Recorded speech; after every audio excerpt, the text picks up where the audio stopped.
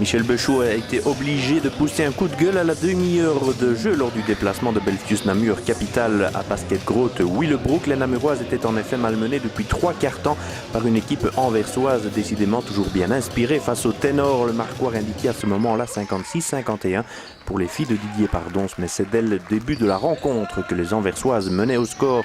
Si Djenebu Sissoko avait ouvert le score pour les Namuroises, Hélène Lowers et Inge Opdebeek avaient porté Willebroek aux commandes. C'est toujours par l'intérieur et par Sissoko que le jeu namurois passait, mais de l'autre côté, Catherine Verkotteren permettait à Willebroek de rester devant.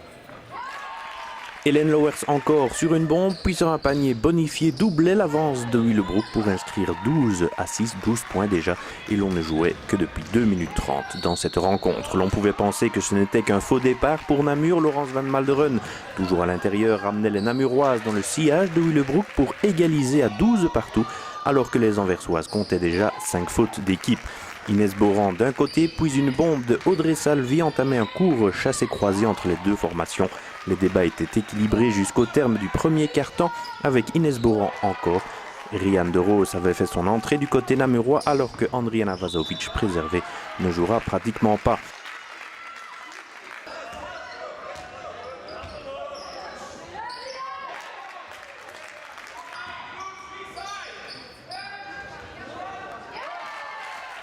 Catherine Verkotteren puis Shanna Kusterman s'autoriseront Willebroek à virer d'une courte tête à l'issue des 10 premières minutes, 20-19.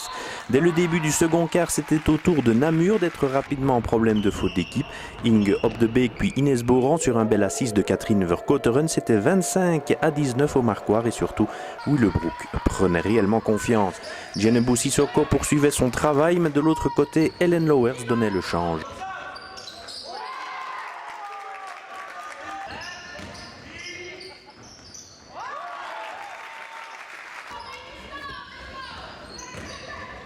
Avec ce panier de Céline Kazadi en sus, Willebroek menait toujours 32-26. Julie Wojta commençait à sortir de sa réserve côté namurois, mais une nouvelle bombe de Catherine Verkotteren maintenait l'écart 35-28. Laurence Van Malderen et Hélène Lowers allaient encore inscrire avant le repos alors que Djenebu Sissoko était compté à 3 fautes dans les rangs namurois. 38-33, ce sera le score au repos.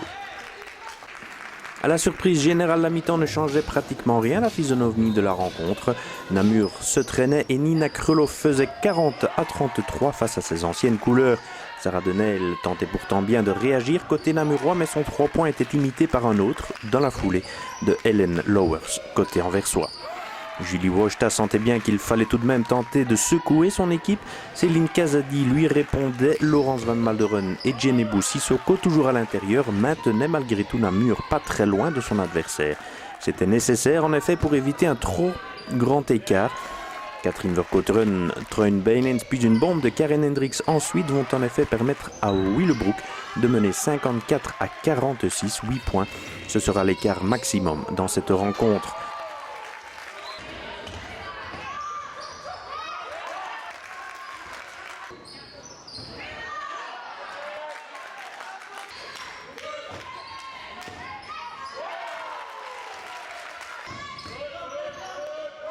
Le 3 points ensuite de Audrey Salvi et Julie Wojta n'atténueront pas le discours de Michel Béchot à l'issue du troisième quart-temps.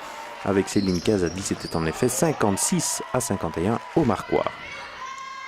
Ce sera encore 58-51, toujours par Céline Kazadi à l'entame de la dernière ligne droite, mais cela va aussi encore longtemps jouer des coudes avec Stéphanie Dubuc d'un côté, puis Laurence Van Malderen et Audrey Salvi ensuite. Namur va grignoter son retard, mais il doit surtout à Willebroek de rester dans le match. Les Anversoises vont en effet avoir plusieurs fois l'occasion de creuser l'écart et de se mettre à l'abri avant le money time. Mais Willebroek va caler et Namur se rapprocher. Certes très lentement, mais avec Julie Wojta et Djenebu Sissoko, Belfius-Namur va égaliser à 61 partout. Ce sera 63-61 sur 2 lancers de Céline Kazadi avec encore 1 minute 50 de jeu.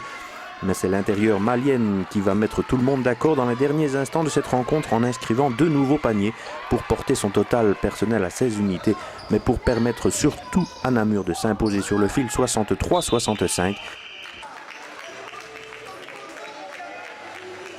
Oui, je crois qu'aujourd'hui on retiendra que ça parce que la manière n'y est pas du tout. Je crois qu'on a on n'est pas bien rentré du tout dans le match. D'abord défensivement, où on a laissé beaucoup trop de largesse. Et donc voilà, offensivement, mais après on a eu un petit peu difficile à structurer notre jeu contre la zone. Et donc voilà, ils sont restés tout le temps accrochés ou devant. Et donc voilà, donc on retient simplement les 3 points aujourd'hui, oui. Avec un retour in extremis, on va dire dans les 5 dernières minutes, Michel Bechou prend des temps morts. Qu'est-ce qu'il demande à ce moment-là ? À ce moment-là, de nouveau, il demande vraiment d'aller au bout des choses, de bien placer notre jeu et aussi d'attaquer, provoquer les fautes, ce qu'on avait moins fait au début. On a joué peut-être trop gentil aujourd'hui, trop calme, et il fallait mettre un peu plus de rythme. Et donc voilà, c'est ce qu'il a demandé pour finalement passer devant. Qu'est-ce qui s'est passé ? Qu'est-ce qui n'a pas tourné chez vous aujourd'hui ? Je pense que par rapport à cette équipe qui joue un basket, je vais dire, très agressif dans le 1 contre 1 et dans des choses très très simples, et j'avais prévenu les joueuses, je dis on ne va pas commencer à développer dans des systèmes de jeu très très spécifiques. Je dis c'est un basket simple, très agressif. Et on s'est fait avoir simplement au niveau de la défense dans des situations toutes simples. À la mi-temps, j'ai demandé qu'on corrige le tir.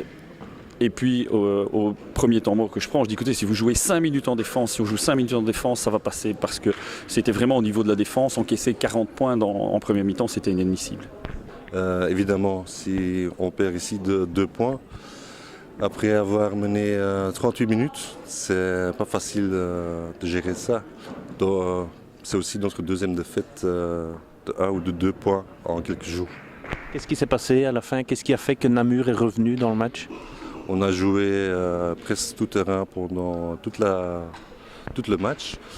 Et fin de match, même tout le 4e carton, on a difficile de marquer, de trouver les bonnes options en attaque. Même chose un peu en défense. Toutes les consignes étaient très bien suivies jusque-là. Et c'est encore plus décevant que juste en money time, les 2-3 dernières attaques, eux, ils marquent des paniers faciles. Venir faire douter Namur, il y a quand même des choses positives à retenir. Absolument. On peut apprendre beaucoup aujourd'hui et chaque défaite nous apporte malheureusement aussi beaucoup, ou heureusement aussi beaucoup d'informations, les points qu'on doit travailler, les options à prendre au bon moment. Et on va préparer le prochain match. C'est le match à Anderlecht qui est important pour nous évidemment.